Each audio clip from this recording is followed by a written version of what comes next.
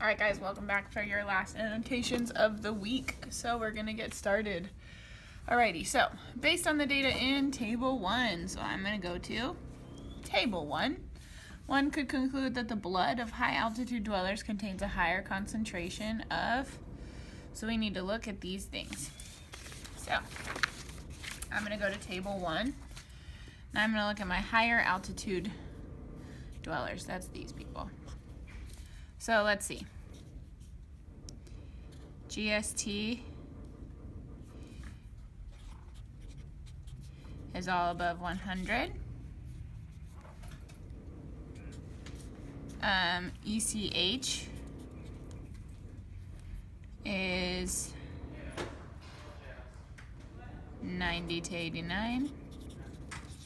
CR is 48 to 52.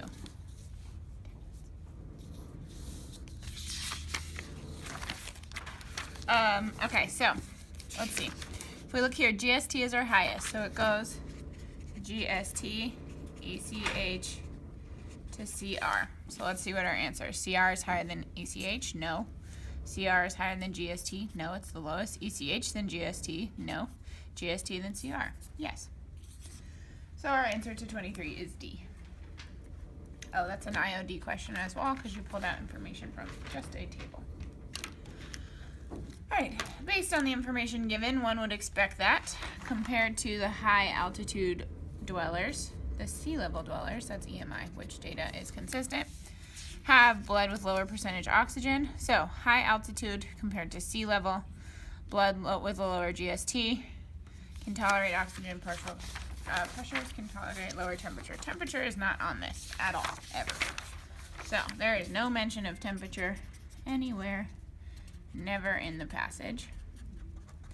So now let's look. So compared to high altitude, the sea dweller. So we want to know about sea level people, or the people that live at sea level. These are all relatively comparable. So the oxygen is basically the same. GST is lower, so GST is low than the high altitudes. Their ECH is lower than high altitude, and their CR is about the same. So now that I have those notes, a blood with lower oxygen, no, because it was about the same. A blood with lower GST, so yes, we did see that one, and we didn't see it in the table about partial pressures, so the answer to that one is G. That one is actually maybe not EMI. That one is actually IOD. Because again, you're just pulling out data in the table. It's just not in numbers. It's in words. So, according to Figure 1, an atmospheric sample found in an oxygen partial pressure of 110 Hg is most likely found at a temperature of about. So, Figure 1, oxygen 110, and temperature is what we're looking at. So, Figure 1, oxygen partial pressure at a temperature of 10 degrees. So temperature of 10 degrees is about here.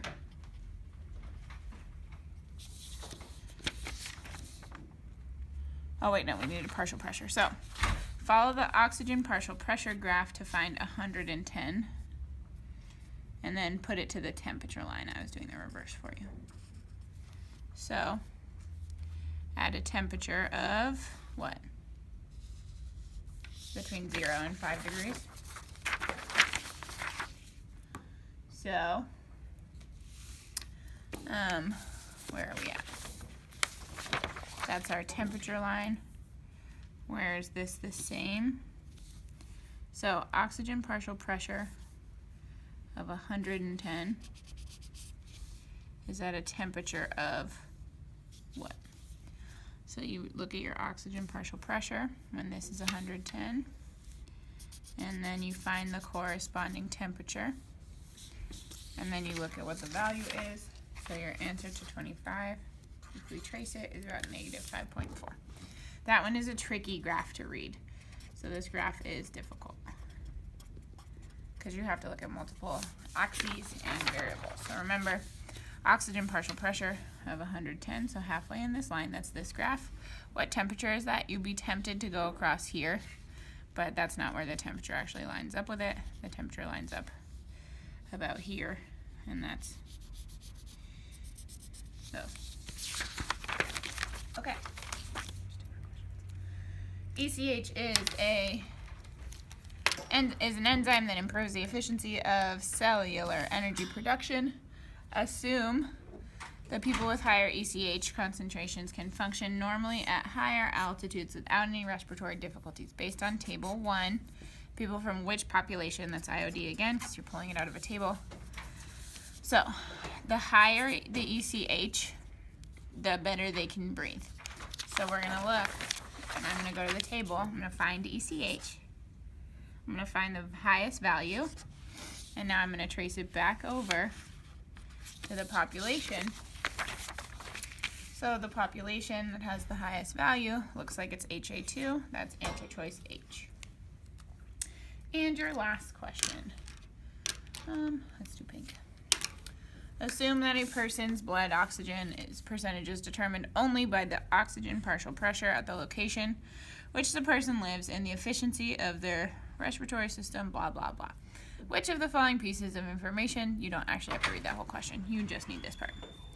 Which of the following pieces of information supports the hypothesis that people from population HA2 can incorporate oxygen more efficiently than people of SL1? So it's determined only by the oxygen partial pressure at the location which the person lives and the efficiency in incorporating it into the blood.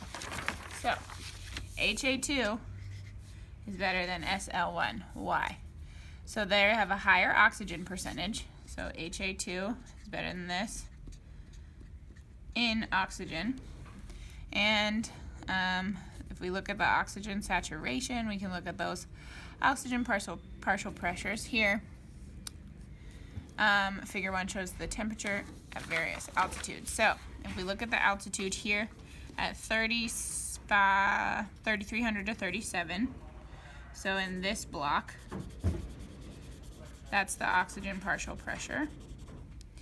And at SL1, 0 to 300, that's the oxygen partial pressure and temperature. So the temperature is a lot higher and the oxygen partial pressure is a lot higher as well. So let's go through here. And again, this one is actually EMI. Oxygen population HA2 lives where the oxygen partial pressure is lower, yet population HA2 has a higher blood concentration. So we know that HA2 has a higher blood, and we know that the oxygen pressure is lower. So that one sounds pretty good to me. Has a higher C, that has nothing to do with it. GST, these enzymes don't have anything to do with it. And A and B are almost identical, so that means that you can cross C and D out because of strategy. So A matches what we wrote in our notes, so that's our answer.